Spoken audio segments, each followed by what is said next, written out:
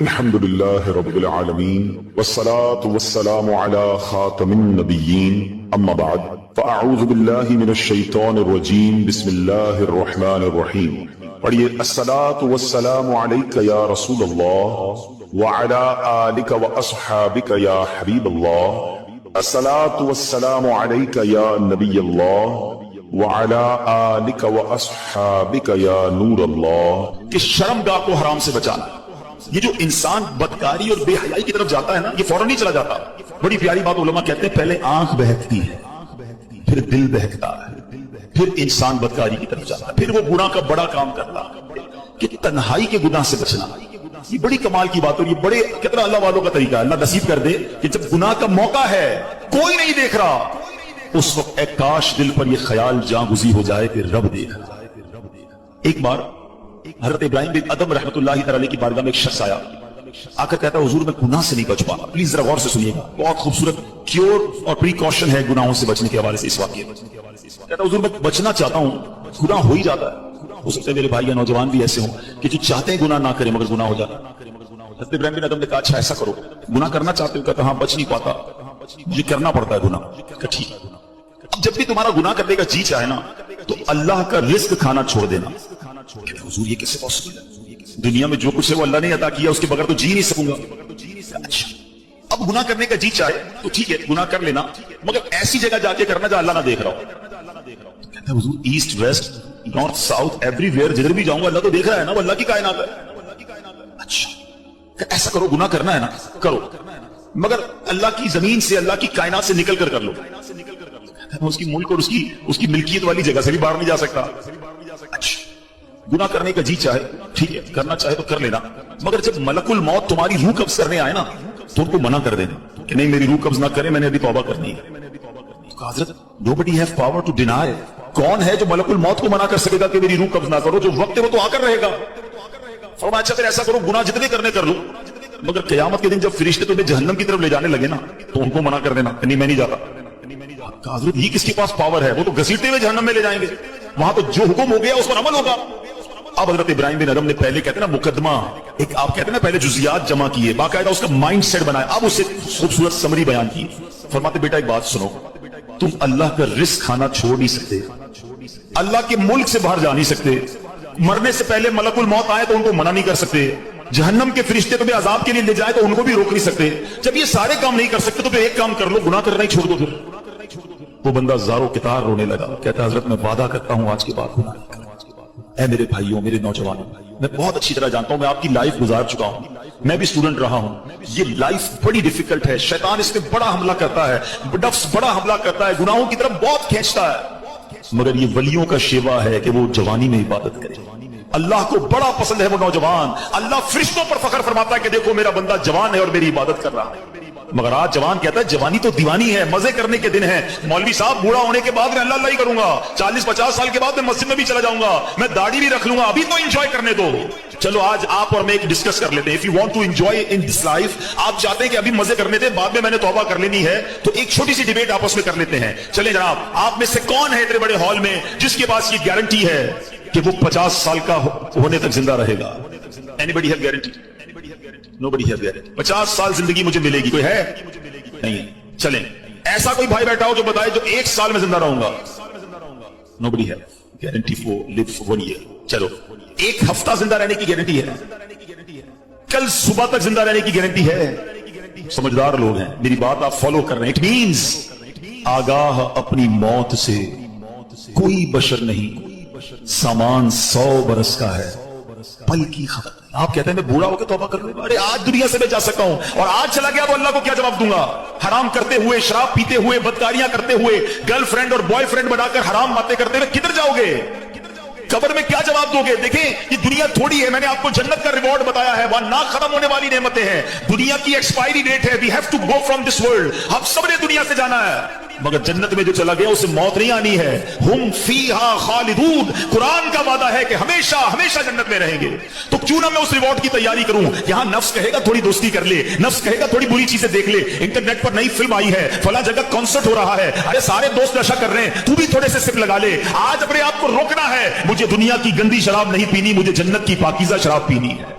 مجھے دنیا کی بے حیائی نہیں کرنی، گندی عورتوں اور لڑکیوں کی طرف نہیں جانا ہے. میری بہنیں اگر سن رہی ہیں وہ نیت کریں کہ ہم پردہ کریں گے، ہم بوائے فرینڈ کی طرف نہیں جائیں گے. انشاءاللہ ہم جنت کی نعمتیں حاصل کریں گے، جنت کا گھر حاصل کریں گے. یہ تھوڑی سی زندگی صبر سے گزار لو، تھوڑی سی زندگی توبہ کر لو. آج تھوڑی دیر ہال فل ہو گیا ہے، مجھے بھی پسینہ آ رہا ہے، آپ کو بھی گرمی لگ رہی ہوگی، مگر مجھے بتائیے قیامت کے دن گرمی کیسی ہوگی؟ جب 50,000 سال کا دن ہوگا، سورج 1.25 میل پر ہوگا، زمین تانبے کی ہوگی. دیر از نو شیڈو، اللہ کے عرش کے سوا پوری قیامت کے دن کوئی سایہ نہ ہوگا. سبحان اللہ. نبی پاک فرماتے ہیں جس دن اللہ کے عرش کے سوا کوئی سایہ نہ ہوگا، چند خوش نصیب ایسے ہوں گے جنہیں اللہ کے عرش کا سایہ نصیب کیا جائے گا. ان 7 قسم کے لوگوں میں ایک قسم وہ ہے کہ وہ نوجوان جس کی جوانی عبادت میں گزری، قیامت کے دن اللہ کے عرش کا سایہ نصیب ہوگا. پلیز اپنی جوانی کو بچا لو. ایک بزرگ تھے، 100 سال عمر ہو گئی، ان کی آنکھیں بھی صحیح، ان کے دانت بھی صحیح، ان کی سماعت بھی صحیح، ایوری تھنگ پرفیکٹ، جوان. لوگوں نے کہا حضور 100 سال میں تو بندہ بستر سے لگ جاتا ہے، your every part of the body is perfect, یہ کیسے پاسبل ہے؟ کمال کا جواب دیا. کہتے میں نے جوانی میں اپنے in part of the body کو اللہ کی نافرمانی میں صرف نہیں کیا، بڑھاپے میں اللہ تعالیٰ نے میرے نازا کو سلامت کر رکھا. آپ اچھا بڑھاپا گزارنا چاہتے ہیں نا تو پاکیزہ جوانی گزاریے، خدا را اپنے آپ کو بچائیے. اپنی شرمگاہ کی حفاظت کیسے ہوگی؟ جب آپ حرام دیکھنا بند کریں گے. سرما لگاتے ہوں گے آپ، ٹھیک ہے، سرما لگاتے وقت ہاتھ کانپتا ہے، یار تھوڑا سا احتیاط سے لگانا ہے کہیں آنکھ میں سلائی نہ لگ جائے. اتنی نازک ہے میری اور آپ کی آنکھیں. موٹر سائیکل پر تو جاتے ہیں، کبھی کبھی قطرہ آنکھ میں آ جائے، لال ہو جاتی، سرخ ہو جاتی آنکھ. ٹرائی ٹو انڈرسٹینڈ، اتنی نازک آنکھیں ہیں، اور ان آنکھوں کو جو حرام سے فل کر رہا ہے، روزانہ انٹرنیٹ پر نہ جانے کیا کیا دیکھ رہا ہے. حدیث پاک کا مضمون ہے جو اپنی آنکھوں کو حرام سے بھرتا ہے، قیامت کے دن ان کی آنکھوں میں جہنم کی آگ ڈالی جائے گی. کیسے برداشت کریں؟ ہم بہت کمزور ہیں میرے بھائی، خدا را توبہ کر لیجیے. اور ہم اللہ سے دعا کرتے ہیں کہ مولا کمزور ہیں، گناہ گار ہیں، بڑی خطائیں ہو گئی ہیں، مالک تیرے دربار میں حاضر ہو گئے ہیں. اللہ پچھلے گناہ معاف کر دے اور اگلی زندگی اچھی عطا کر دے، ہمیں نیک بنا دے. ہم آ جاتے ہیں شیطان کے واروں میں، کمزور ہیں. مالک تو طاقتور ہے، ہماری مدد کر، ہمیں حرام دیکھنے سے بچا، ہمیں حرام سننے سے بچا، ہمیں حرام بولنے سے بچا، ہمیں اپنی اعضاء کو حرام کاریوں سے بچانا نصیب فرما. اور جن خوش نصیبوں کو نبی پاک نے جنت کی گارنٹی دی ہے، اے اللہ ان خوش نصیبوں میں ہمیں بھی شامل فرما لے. یہ بدکاری کتنا برا گناہ ہے. یہ جو لوگ حرام کاری کی طرف جاتے ہیں تھوڑی سی انجوائمنٹ کے لیے، ایسے پروگرامز میں جانا جو آپ کا دل اس طرف لے جائیں حرام کاری کی طرف، ہمیں پہلے پریکاشن کرنی ہوگی کہ تاکہ ہم اس طرف نہ جائیں اور اپنے آپ کو بچا لیں. تو آج میرا میسج یہی ہے، آج میرا پیغام یہی ہے کہ خدا را اپنی زبان کی حفاظت کریں، اپنی آنکھوں کی حفاظت کریں، اپنی پاکیزگی کی حفاظت کریں، نہ جائیں حرام کاریوں کی طرف. اب اس میں بہت بڑا پرابلم پتہ ہے کیا ہے؟ یہ باتیں سن کر ہو سکتا ہے ناٹ شیور کہ سب کا ذہن بن رہا ہو، مگر ایسے سعادت مند بھی ہوں گے جن کا یہ ذہن بن رہا ہوگا کہ یہ ٹھیک بات کر رہے ہیں، مجھے اکیلے قبر میں جانا ہے اور اپنی کرنی کا جواب اکیلے ہی دینا. اب اگر مجھے اپنی قبر روشن کرنی ہے تو مجھے ان گناہوں سے بچنا ہو. یاد رکھو، جس طرح فیوچر برائٹ کے بارے میں سوچتے ہو نا کہ برائٹ فیوچر ہو جائے، کبھی برائٹ گریو کے بارے میں سوچا میری قبر بھی برائٹ ہو جائے؟ کیونکہ قبر 2 طرح کی ہوگی. There are only 2 types of graves. رسول اللہ صلی اللہ علیہ وسلم فرماتے ہیں قبر 2 طرح کی ہوتی ہے. حدیث پاک کا مضمون ہے یا تو جنت کا باغ یا دوزخ کا گھرا.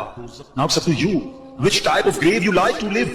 کتنے سال قیامت تک کے لیے اس قبر میں رہو گے اور کیسے رہو گے؟ جہنم کے گھڑے میں، سانپ اور بچھوؤں میں، یا جنت کے باغ میں؟ یہ آپ نے ڈیسائیڈ کرنا ہے. اب پرابلم کیا ہے کہ اس طرح کی سپیچز، اس طرح کے پروگرامز دل پر اثر کرتے ہیں، مگر جب یہاں سے فارغ ہوں گے تو وہی دوست ہیں، وہی گیدرنگ ہے. یار چھوڑو یار، مولوی صاحب تو ڈرانے والی باتیں کر رہے تھے، پھر چلتے انجوائے کرتے. اب بندہ کہ یار میں نماز پڑھنے جا رہا ہوں، ارے کیا مولوی ہو گیا ہے، بار بار نماز پڑھ رہا ہے. ایسے دوست جو ہے نا وہ نیک نہیں بننے. اگر آپ کا یہ ذہن بن گیا ہے کہ میں نے نیک بننا ہے، اللہ کو راضی کر کے جنت میں جانا ہے. آپ پڑھائی کے لیے کیا کرتے ہیں؟ کیا آپ نے اگر اچھے مارکس لینے ہیں تو ان ڈل دوستوں کے ساتھ بیٹھتے ہیں جو پڑھتے نہیں ہیں، یا آپ ان لوگوں کو ڈھونڈتے ہیں جو پڑھاکو ہوتے ہیں، جن کے پاس نوٹس بنے ہوئے ہوتے ہیں، یار ان کے ساتھ بیٹھوں گا تو اچھی سبق کی تیاری ہو جائے گی، یہ اچھے اسٹوڈنٹ سے میں بھی اچھا بن جاؤں گا. دنیا میں جب آپ کو یہ پتا ہے کہ اچھوں کی صحبت اچھا بناتی ہے، اگر آخرت کی تیاری کرنی ہے نا میرے بھائی، میرے اسلامی بھائی، تو آپ کو نیکوں کی صحبت اختیار کرنا. وہ دوست کس کام کے جو نماز پڑھنے پر میرا مذاق ہوتا ہے؟ مجھے تو وہ دوست چاہیے کہ میں نماز کے لیے نہ جاؤں تو مجھے یاد دلائے کہ بھائی چل دونوں بھائی نماز پڑھتے ہیں، جنت میں جانا ہے. خدا را ایسی کمپنی ڈھونڈو، اس کمپنی سے اپنے آپ کو بچائیے. اچھے کی صحبت تجھے اچھا بنائے گی، برے کی صحبت تجھے برا بنا دے. تو خدا را اچھوں کی صحبت تلاش کیجیے. آج کے دور میں بہت بڑی نعمت دعوت اسلامی کا ماحول ہے جو ہمیں ایسے دوست دیتا ہے جو میں آخرت کی یاد دلائے. حدیث کا مضمون ہے دوست وہ ہوتا ہے جسے دیکھ کر خدا یاد آ جائے. بتائیے کوئی ایسا دوست ہے ہمارے پاس جس کو دیکھ کر خدا یاد آ جائے؟ ہمارے دوستوں کو دیکھ کر تو سنیما یاد آتا ہے، کانسرٹ یاد آتا ہے، عجیب و غریب باتیں یاد آتی ہیں. ایسے دوست کس کام کی جو نہ دنیا میں میرے کام آئے اور مرنے کے بعد میری قبر پر آ کر فاتحہ بھی نہ پڑھ سکیں. ہم نے دیکھا ہے کہ کسی کا جنازہ ہو تو دوست باہر کھڑے ہوتے ہیں, لوگ کہیں یار جنازہ پڑھیں, ہمیں تو پڑھنا ہی نہیں آتا. ایسے دوست کس کام کی جو میرا جنازہ نہ پڑھ سکے. اللہ کرے میرے ایسے دوست ہوں کہ مجھے سنت کے مطابق غسل دیں, کفن دیں, مجھے قبر میں اتاریں اور نمازیں پڑھ پڑھ کے مجھے اشارے ثواب کرتے ہیں. خدا را میرے میٹھے اسلامی بھائیو, جس طرح دنیا کی ترقی کے لیے, دنیا کے ریوارڈ کے لیے آپ اسٹرگل کر رہے ہیں, جنت کے لیے بھی اسٹرگل شروع کر دیجئے. اچھی کمپنی اختیار کیجئے اور دعوت اسلامی کا ماحول آپ کے سامنے ہے. ہماری بکس پڑھنا شروع کر دیں, ویب سائٹ کو وزٹ کریں تو انشاءاللہ بہت کچھ سیکھنے والے بن جائیں گے. اللہ تعالیٰ مجھے اور آپ کو عمل کرنے کی توفیق عطا فرمائے.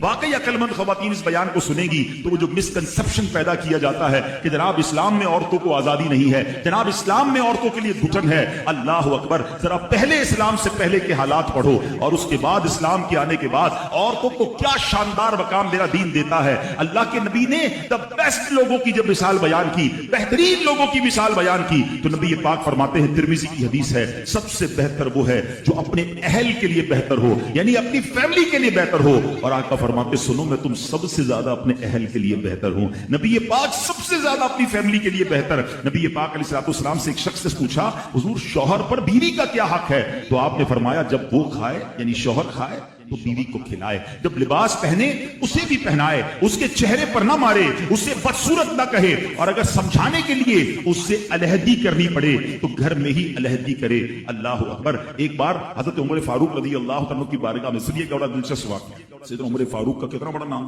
آپ کے جلال کی, آپ کی عدالت کی مثالیں دی جاتی ہیں. بڑے بڑے لوگ آپ کے سامنے تھر تھر کانپتے تھے. آپ کا گھر میں انداز کیا تھا؟ ایک شخص آیا کہ میں حضرت عمر کے پاس جاؤں اور بتاؤں میری بیوی جو ہے مجھ سے اس طرح بات کرتی ہے, اور میرا وہ انداز نہیں ہوتا جو شوہر کے سامنے ہونا چاہیے. ہوتا ہے گھروں میں ہو جاتا ہے. حضرت عمر کے دروازے پر پہنچا نا تو اندر سے اسے سیدنا عمر فاروق رضی اللہ تعالیٰ عنہ کی زوجہ ام کلثوم رضی اللہ تعالیٰ عنہ کی ناراضگی کی عالم میں گفتگو کر دیا. وہ حضرت عمر سے بات کر رہی تھی. وہ شوہر سوچنے لگا کہ میں تو اپنی بیوی کی شکایت لے کر آیا تھا, حضرت کے تو گھر کا بھی معاملہ ہی ایسے ہی. تو وہ کہتے میں واپس ہونے لگا. حضرت عمر نے بلا لیا, کیوں آئے تھے؟ تو کہا کہ میں تو حضرت اپنی بیوی کی شکایت کرنے آیا تھا, مگر میں آپ کے دروازے پر آیا, آپ کا بھی معاملہ ہی ایسے ہی, تو میں سمجھ گیا ہم دونوں ایک ہی معاملے میں ہی ہیں. اب حضرت عمر نے جو ان کی تربیت فرمائی نا, آپ نے فرمایا میری بیوی کے مجھ پر چند رائٹس ہیں, چند حقوق ہیں, مجھے اس سے چند فائدے حاصل ہوتے ہیں جس کی بنا پر میں اس سے درگزر کرتا ہوں. پہلا یہ کہ یہ میرے لیے جہنم کی آڑ ہے, میرا دل اس کی وجہ سے حرام کاموں سے بچا رہتا. نمبر دو, جب میں گھر سے نکل جاتا ہوں یہ میری خزانچی بن جاتی ہے, یعنی میرے مال کی نگہبان بن جاتی ہے, میری دھوبن بن جاتی ہے, میرے کپڑے دھوتی ہے, میرے بچے کی پرورش کرتی ہے, میرے لیے روٹیاں اور کھانے پکاتی ہے. وہ شخص کہتا ہے یہ سارے فائدے تو مجھے بھی اپنی بیوی سے حاصل ہیں, تو میں تو کبھی درگزر سے کام نہیں لیتا. وہ مجھے کہتی میں اس سے لڑنا شروع کر دیتا ہوں. آج آپ کی بات سے نصیحت مل گئی, اب میں اپنی بیوی کی چھوٹی ماٹی باتوں کو میں بھی درگزر کروں. کتنی پیاری بات بتائی. ہم وہ ساری باتیں بھول جاتے ہیں, ایک غلطی پر پکڑ لیتے ہیں, ایک غلطی پر ڈانٹتے ہیں. ہر غلطی پر جناب ایسا نہیں ہوتا, ہر غلطی کی سزا سزائے موت نہیں ہوتی ہے. ہم غلطیاں نہیں کرتے. اگر جس طرح ہم اپنی بیوی کو غلطی پر ڈانٹتے وہ ڈانٹنا شروع کرتے پھر کیا حال ہوگا؟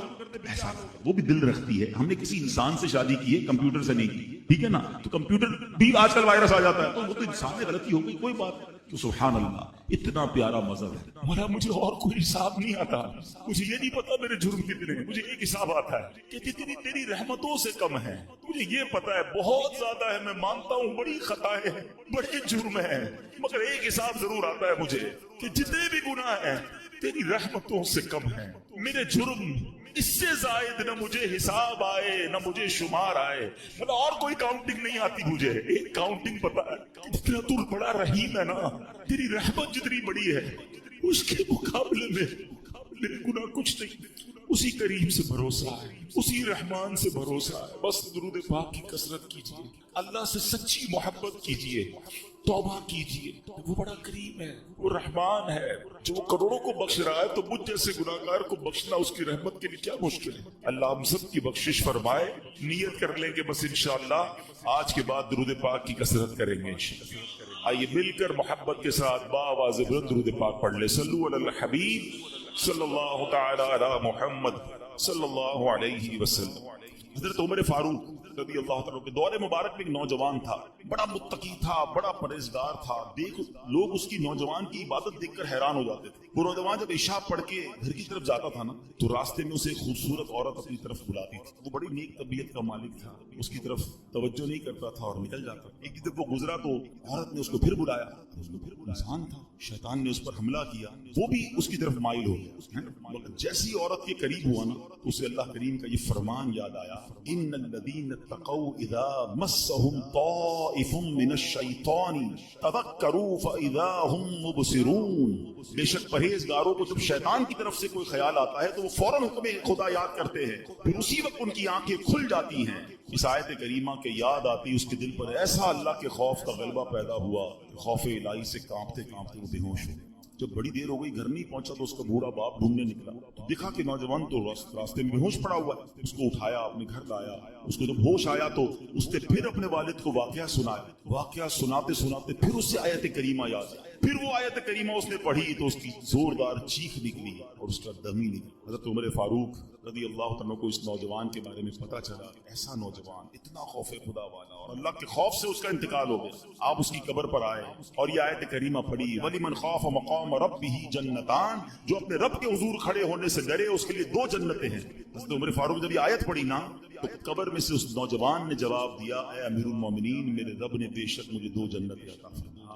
جب رب بخشنے پہ آتا ہے نا تو کریم ہی جو ٹھہرا تو کرم کے کیا ٹھکانے، تو نوازنے پہ آئے تو نواز دے زمانہ۔ بات یہ ہے کہ اللہ سے دوستی بندہ اللہ کا خوف تو دل میں رکھے، چھپ چھپ کر گناہ ہو رہے ہیں، اللہ کو ناراض کیا جا رہا ہے، موج مستی ہو رہی ہے، اللہ کی بارگاہ میں پیش ہونے کی فکر ہی نہیں ہے۔ اب سچی توبہ کریں، اپنے گناہوں سے معافی مانگ لیجئے، اللہ کے قریب ہو جائیے اور یقین کریں اللہ معافی مانگنے والوں کو بڑا پسند ہے، وہ ایسے نوازتا ہے نا۔ آئے ابھی آپ نے ایک واقعہ سنا، ایک اور واقعہ پھر بیان کمپلیٹ کرنا ہے۔ ایک کسائی تھا، قصاب، ٹھیک ہے، اور اس کی ایک پڑوس کے اندر ایک خادمہ تھی، کام کرنے والی تھی، وہ اس کو بڑی پسند تھی، اس کی نیت اس کے بارے میں خراب تھی۔ تو ایک دن وہ کہیں جا رہی تھی تو یہ بھی اس کے پیچھے پیچھے ہو لیا۔ جب قریب پہنچا تو وہ خادمہ کہتی کہ دیکھو میرے قریب مت آؤ، دل تو میرا بھی تمہاری طرف مائل ہے، مگر یہ کام جو ہے نا یہ اللہ کو پسند نہیں ہے، اللہ کا خوف کرو، مجھے اللہ سے ڈر لگتا ہے۔ اس نے سوچا کہ جب تم خادمہ ہو کر، ایک غریب عورت ہو کر اللہ سے ڈر رہی ہو، مجھے زیادہ ڈرنا چاہیے۔ اس نے اس عورت کو چھوڑ دیا اللہ کے ڈر سے، کوئی دیکھنے والا نہیں تھا، they were both alone there، مگر اللہ کے خوف سے چھوڑ۔ لیکن اب جب واپس آنے لگا نا تو راستے میں بڑی گرمی تھی، پانی دور دور تک نہیں تھا، پیاس سے نڈھال ہو گیا، اس سے مرنے کے قریب ہو گیا۔ تو ایک اور شخصیت وہاں سے گزرے، کہا آپ کون ہیں؟ کہا میں فلاں نبی کا قاصد ہوں۔ ایک نبی علیہ السلام کے ساتھ رہتے تھے اور ان کے قاصد تھے، پیغام پہنچاتے تھے، وہ بھی پیاسے تھے۔ آپ کا حال کیا؟ کہ میں بھی بالکل پیاسا ہوں۔ چلیں حضور دونوں مل کے دعا کرتے ہیں۔ تو وہ جو نبی علیہ السلام کا قاصد تھا کہ تم بھی دعا کرو میں بھی دعا کرتا ہوں۔ کہا میں تو گناہ گار آدمی قصائی، آپ اللہ کے نبی کے ساتھ رہتے ہیں، آپ دعا کریں۔ انہوں نے دعا کی، انہوں نے آمین کہنا شروع کی۔ تھوڑی دیر ہوئی تو ایک بادل آیا، بڑا کالا سا، بڑا ٹھنڈی ہواؤں والا۔ ان دونوں کو سکون ہو گیا، کہا چلو چلتے ہیں، اب پانی تلاش کرتے ہیں، ریلیکسیشن تو ہو گئی۔ تھوڑا آگے گئے تو راستہ دونوں کا ٹرن ہونے لگا۔ تو جو اللہ کے نبی کے قاصد تھے وہ مثال کے طور پر رائٹ ٹرن ہوئے، یہ قصائی کو لیفٹ ٹرن ہونا تھا، یہ قصاب لیفٹ ٹرن ہوا، بادل اس کے ساتھ جانے لگا۔ اللہ کے نبی کے قاصد نے کہا تم تو کہتے تھے عام سا آدمی ہوں، کوئی نیک عمل نہیں، تمہارے ساتھ تو بادل جا رہا ہے۔ کہا واقعی کوئی نیک عمل نہیں ہے، بس آج ایک واقعہ ہوا، گناہ کرنے جا رہا تھا، میں تو غلط آدمی ہوں، برا کام کرنے گیا تھا۔ ہاں یہ بات ضرور ہے کہ موقع ملا تو اللہ کا خوف ہے، میں اس لیے پیچھے آ گیا۔ وہ اللہ کے نبی کے قاصد کہتے ہیں کہ توبہ کرنے والوں پر رب ایسے ہی معاف فرمائے۔ آئے ہائے، ہم گناہ کریں، اسے ناراض کریں اور توبہ کر لیں تو وہ کیسے معاف فرمائے۔ حضرت موسیٰ علیہ السلام کے دور کا ہی واقعہ ہے۔ ایک گاؤں میں بارش نہیں ہو رہی تھی، گاؤں والوں نے کہا کہ چلو مل کے دعا کرتے ہیں۔ حضرت موسیٰ بھی ہیں، کلیم اللہ بھی ساتھ ہے، 70,000 لوگ جمع ہو گئے، دعا شروع ہوئی۔ حضرت موسیٰ دعا کرا رہے ہیں، ایوریبڈی ایکسپیکٹنگ کہ اللہ کے نبی ساتھ ہے، کلیم اللہ ہے، بارش تو ہونی ہے، اتنا بڑا مجمع ہے، نو رین نو کلاؤڈ، بالکل کلین اسکائی۔ حضرت موسیٰ نے کہا یا اللہ میں دعا کر رہا ہوں، اتنے لوگ آمین کہہ رہے ہیں، بارش نہیں ہو رہی ہے۔ فرمایا موسیٰ اس پورے مجمع میں ایک بندہ ہے جو پچھلے 40 سال سے مجھے ناراض کر رہا ہے، جب تک وہ بندہ اس مجمع میں ہے نا بارش نہیں ہونی۔ حضرت موسیٰ نے کہا کہ یا اللہ میں اس بندے تک کیسے یہ بات پہنچاؤں؟ تو کھڑے ہو کر اعلان کر، تیرا کام آواز لگانا پہنچانا میری ذمہ داری۔ حضرت موسیٰ کھڑے ہو گئے، آپ نے کروایا، اے وہ شخص جو 40 سال سے اللہ کی نافرمانی کر رہا ہے، تیری وجہ سے بارش نہیں ہو رہی، تو نکل جائے اس مجمع سے۔ وہ بندہ تو تھا اس کے اندر، وہ کبھی دائیں دیکھے کبھی بائیں دیکھے کہ شاید کوئی کھڑا ہو جائے گا، شاید کوئی نکلے گا، کوئی نہیں نکلا۔ وہ سمجھ گیا بات میری ہو رہی ہے۔ اب وہ سوچنے لگا کہ میں کھڑا ہو گیا تو پورے شہر کو پتہ چل جائے گا کہ میں ہی وہ گناہگار ہوں۔ اس نے پتہ کیا کہ چادر اوڑی اور اللہ کی بارگاہ میں کہتا ہے یا اللہ آج ذلیل ہونے سے بچا، میں ہی وہ شخص ہوں، مانتا ہوں میں نے بڑے گناہ کیے مگر مولا آج میں ذلیل ہو جاؤں گا۔ لاجیکلی بتاؤ اس کا ذلیل ہونا بنتا تھا کہ نہیں؟ جس بندے کی گناہ کی وجہ سے بارش نہیں ہو رہی اس کو تو کھڑا کر کے سب کو بتانا بنتا تھا نا۔ ہمارے ساتھ کوئی غلط کرے ہم کہتے ہیں یہ وہ آدمی ہے اس نے میرے ساتھ کیا، اچھا تھوڑا سا مسئلہ کرے اب زیادہ اس کو ذلیل کرتے ہیں، مگر میرے کریم کے کرم نوازی دیکھو وہ عیب چھپاتا کیسے ہے۔ وہ بندہ کہتا ہے مولا آج بچا دے۔ تھوڑی دیر ہوئی تو بادل آئے اور بارش برسنا شروع۔ حضرت موسیٰ کہتے ہیں یا اللہ بندہ تو کوئی نہیں نکلا، بارش کیسے ہو گئی؟ اللہ فرماتا ہے اے موسیٰ اس بندے نے مجھ سے دوستی۔ حضرت موسیٰ کہتے ہیں یا اللہ بندہ تو دکھا دے، اب تو ملا دے تیرا دوست کون ہے۔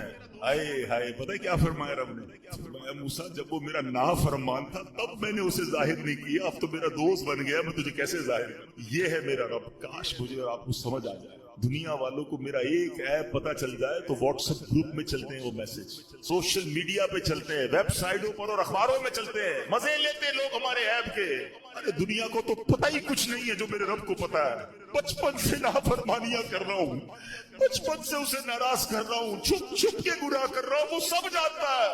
مگر کیسا قریب ہے، صرف چھپا نہیں رہا، وہ صرف چھپاتا نا وہ بھی بڑی مہربانی تھی، وہ عزتیں بھی دے رہا ہے، وہ نعمتیں بھی دے رہا ہے، وہ مجھے کھلا بھی رہا ہے، وہ مجھے بڑا بھی کر رہا ہے، مجھے رزق بھی دے رہا ہے، مجھے میری فیملی کا سکھ بھی دے رہا ہے، مجھے دولت بھی دے رہا ہے، کیونکہ دے تو وہی رہا ہے نا۔ اس کو سب پتا ہے، وہ پھر بھی دے رہا ہے، اس کو سب پتا ہے، پھر بھی ہم اس سے دوستی نہیں کرتے، پھر بھی ہم اس کو راضی نہیں کرتے۔ کب تک اسے ناراض کرو گے بھائی؟ آج کر لو توبہ، آج کر لو اس سے دوستی۔ شاعر کہتے ہیں نا تجھے تو خبر ہے میں کتنا برا ہوں، تجھے تو خبر ہے میں کتنا برا ہوں، تو عیبوں کو میرے چھپایا الہی، تو عیبوں کو میرے چھپایا الہی۔ تو آج سچی توبہ کر، چھوڑ دے گناہ۔ اگر نماز قضا ہو رہی ہے اب نماز قضا، شب برات کروڑوں بخشے جائیں گے، مگر حدیث میں 6 قسم کے گناہ گار بتائے گئے جو نہیں بخشے جائیں۔ ہاں، شراب کا عادی نہیں بخشا جائے، ماں باپ کا نافرمان نہیں بخشا جائے، زنا کرنے والا بدکاری کا عادی نہیں بخشا جائے، رشتہ داریاں کاٹنے والا نہیں بخشا جائے، چغل خور نہیں بخشا جائے گا، ایک روایت کے مطابق تکبر والا لباس پہننے والا نہیں بخشا جائے گا، تصویریں بنانے والے مجسمے بنانے والے نہیں بخشے جائیں گے۔ خدا را توبہ راضی کر لیجیے اللہ۔ اگر یہ گناہ ہو بھی گئے نا، بڑا کریم ہے، توبہ کریں اور نیت کریں کہ آج کے بعد ہماری کوئی نماز قضا نہیں، آج کے بعد انشاءاللہ نہ شراب پیئیں گے نہ شرابیوں کے قریب جائیں گے انشاءاللہ۔ ایسی محفلوں میں بھی نہ جائیں کہ جو ہمیں ان گناہ گاروں کے ساتھ بیٹھ کر آپ کیسے امید رکھتے ہیں کہ میں شرابیوں جواریوں بدکاروں کے ساتھ بیٹھ کر اللہ کا نیک بندہ ہو جاؤں گا اور اللہ مجھ سے راضی ہو جائے گا؟ تھوڑے دنوں پہلے تو کووڈ وائرس آیا تھا، ڈسٹینس کیسا رکھتے تھے؟ سوشل ڈسٹینس، سوشل کتنا سمجھ آ گئی تھی، نہیں بھائی دور رکھو اس کو، اس کے اندر وائرس ہے یا وائرس جیسی سمپٹمز ہیں۔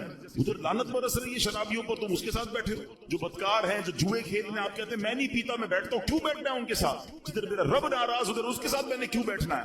اچھی محفلوں میں آیا کریں، اچھے لوگوں میں بیٹھا کریں، دعوت اسلامی کا ماحول آپ کے سامنے جو الحمدللہ ہمیں اللہ کی رحمت سے ہمیں نیک لوگوں کے ساتھ بیٹھ کر سدھرنے کا موقع ملتا ہے۔ اور قبر اگر روشن کرنی ہے نا، آج قبر کی بات ہو رہی ہے نا، قبر روشن کرنے کے لیے سب سے پہلی چیز عقیدہ ہے، اللہ پاک سے متعلق، رسولوں، صحابہ، اہل بیت سے متعلق، اولیاء کرام کے بارے میں سب عقیدہ بالکل ہمارا قرآن و سنت کے مطابق ہونا چاہیے۔ ہم نیک کام کرتے رہیں، 5 وقت پابندی سے نماز پڑھیں، مسجد میں با جماعت نماز ادا کریں، جتنے فرائض फराइज और वाजिबात है उन पर अमल करें, ज़कात हम पर फर्ज है तो ज़कात पूरी अदा करें, रोजे रखें, लोगों के साथ उसने सलूक से पेश आए, कुरान करीम की तिलावत करें, दुरूद पाक की कसरत करें, जिक्रुल्लाह की कसरत करें।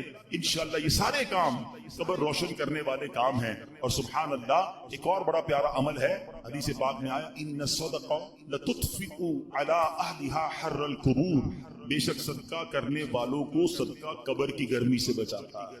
व इन्नमा यस्तज़िल्लुल मुमिनु यौमल क़ियामति फी ज़िल्लि सदक़तिही, और बिलाशुबा मुसलमान क़यामत के दिन अपने सदके के साए में होगा।